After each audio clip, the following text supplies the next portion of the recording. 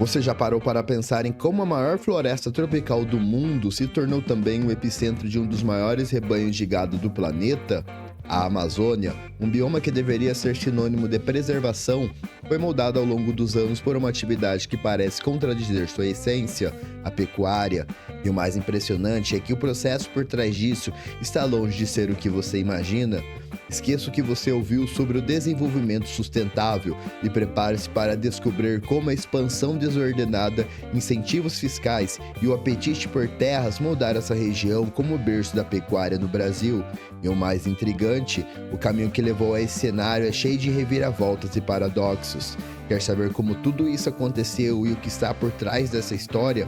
Continue assistindo, pois o que você vai descobrir pode mudar sua percepção sobre o agro e o futuro da Amazônia. Bem-vindo ao mundo do agro curioso! Não se esqueça de se inscrever no nosso canal e ativar as notificações. E bora pro vídeo! A pecuária na Amazônia tem suas raízes fincadas no século 17, quando colonizadores portugueses trouxeram gado para a região. No entanto, o impacto mais significativo começou na década de 60, durante a ditadura militar. O governo da época incentivou a ocupação da Amazônia por meio de políticas fiscais generosas, atraindo grandes investidores. A criação de gado foi escolhida pela sua praticidade, demandava menos tecnologia e mão de obra, o que facilitava a rápida ocupação do território. Em um cenário onde o governo buscava consolidar sua presença na Amazônia, a pecuária se destacou como a principal atividade de expansão territorial. Essa escolha, entretanto, não veio sem consequências. A pecuária logo se tornou o motor de um desmatamento massivo, com grandes áreas da floresta sendo convertidas em pastagens. Desde então, a Amazônia se viu em um dilema. Enquanto o gado servia para impulsionar a economia, o bioma era gradativamente devastado. As áreas derrubadas aumentavam a cada década, com a mineração e a agricultura, especialmente o cultivo de soja, se somando à pressão sobre a floresta. É interessante notar como o agro, gado e Amazônia estão interligados, e essa história dessa região está marcada pela tentativa de equilibrar crescimento econômico com preservação. Desde os anos de 1960, a expansão da pecuária, da mineração e da agricultura, especialmente com o crescimento do cultivo de soja, foi um dos principais fatores do desmatamento na Amazônia. A conversão da floresta em pastagens aconteceu em um ritmo alarmante, e cerca de 88% das áreas desmatadas entre 1985 e 2022 foram destinadas à pecuária. A presença do gado tornou-se cada vez mais comum nas paisagens amazônicas, e a destruição do bioma continuou a ser impulsionada pela necessidade de abrir novas áreas para a criação de animais. O ciclo parecia inevitável: mais gado, mais desmatamento. Mas nem sempre a expansão estava relacionada à produção real. Muitos dos que desmatavam buscavam terras para especulação, e o gado servia apenas como uma justificativa. Na prática, o que ocorria era a valorização das terras sem floresta, o que podiam ser vendidas a preços muito mais altos. Assim, o gado se tornou uma ferramenta de ocupação e não apenas de produção. Com a alta demanda por terras, as áreas desmatadas se multiplicavam, abrindo espaço para especulação, enquanto o verdadeiro potencial de produção ficava em segundo plano. Hoje, o desmatamento na Amazônia está intimamente ligado à especulação de terras. Grandes áreas da floresta são desmatadas não para aumentar a criação de gado, mas para valorizar as terras. O fato é que as áreas sem floresta valem muito mais no mercado, e essa prática de valorização tem incentivado o desmatamento ilegal. Terras abertas e prontas para pastagem podem alcançar valores muito maiores do que áreas preservadas. Esse fenômeno criou uma divisão clara entre os pecuaristas que realmente dependem do gado como fonte de renda e aqueles que utilizam a atividade apenas como fachada. Os que estão preocupados em manter a produtividade buscam meios de maximizar o uso das áreas já existentes, enquanto os especuladores continuam a desmatar. Infelizmente, essa prática perpetua a destruição da floresta, mantendo o gado no centro de uma dinâmica de desmatamento sem fim. Um dos grandes desafios para conter o desmatamento relacionado à pecuária na Amazônia é a falta de rastreabilidade na cadeia produtiva da carne. Muitas vezes, frigoríficos acabam comprando gado de áreas desmatadas ilegalmente, o que perpetua o ciclo de destruição da floresta. A ausência de um controle eficiente faz com que o gado passe por várias fazendas antes de chegar ao frigorífico, dificultando a identificação da origem exata dos animais. Isso torna a prática de desmatamento algo difícil de ser rastreado e combatido. Embora já existam esforços para melhorar essa rastreabilidade, como os acordos firmados entre frigoríficos e o Ministério Público Federal, a realidade é que essas iniciativas ainda são voluntárias. Frigoríficos têm tentado rastrear seus fornecedores direto, mas o gado frequentemente passa por várias mãos antes de ser vendido. A pressão internacional, como a da União Europeia, que pretende proibir a entrada de produtos de áreas desmatadas a partir de 2025, tem sido um fator impulsionador para a criação de novos sistemas de rastreabilidade. A história do gado na Amazônia remonta ao século XVII, quando os primeiros animais chegaram à região trazida pelos colonizadores portugueses.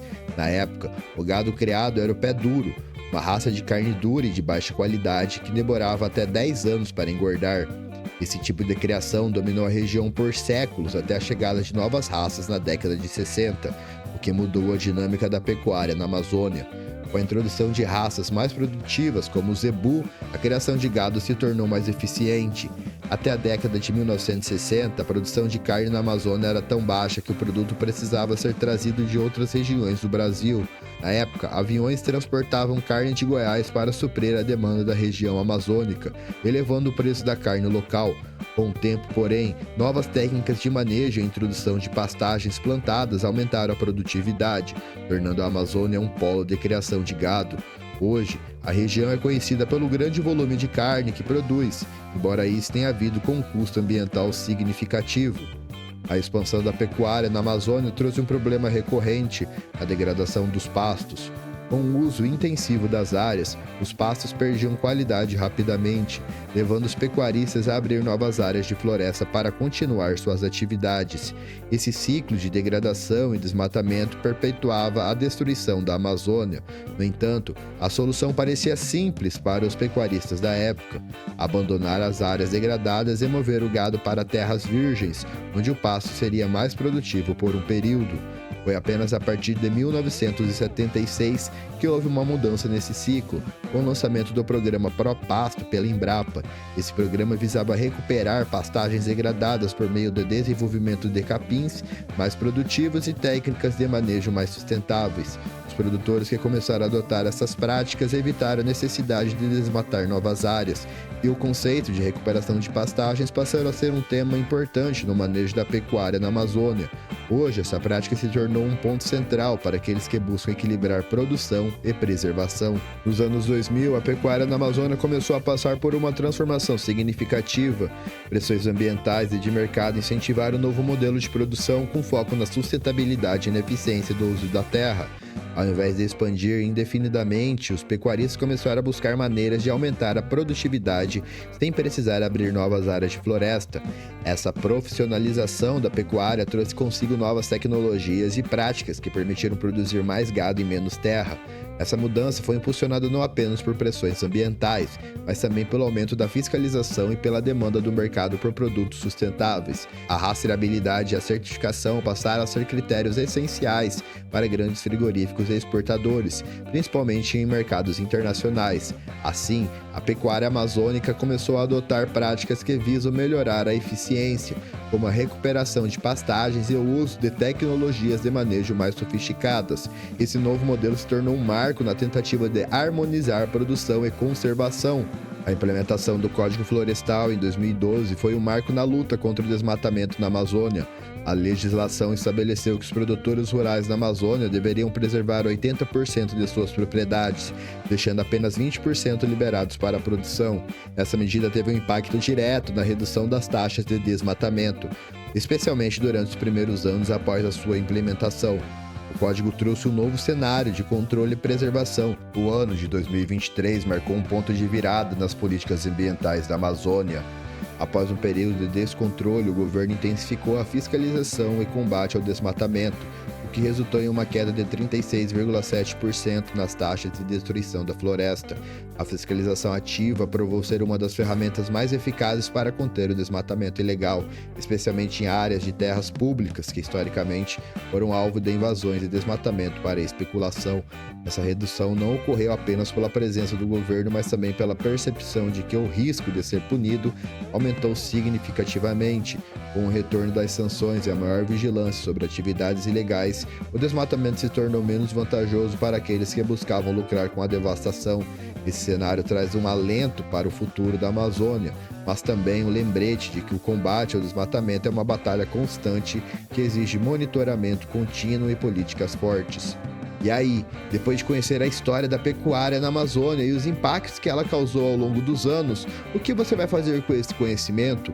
O mais importante agora é aplicar o que aprendeu. Talvez você esteja se perguntando: como posso fazer a diferença? A verdade é que cada pequena ação conta, seja apoiando práticas sustentáveis, cobrando maior transparência na cadeia produtiva ou simplesmente repensando seu consumo. O futuro da Amazônia está em jogo e o seu papel é fundamental nessa transformação. Agora quero saber de você, o que vai mudar na sua vida depois de conhecer essa realidade? Deixe seus comentários e nos conte. E claro, não se esqueça de se inscrever no canal e ativar as notificações para continuar acompanhando nossos conteúdos. Juntos, vamos construir um futuro melhor para o agro e para o nosso planeta. Até o próximo vídeo!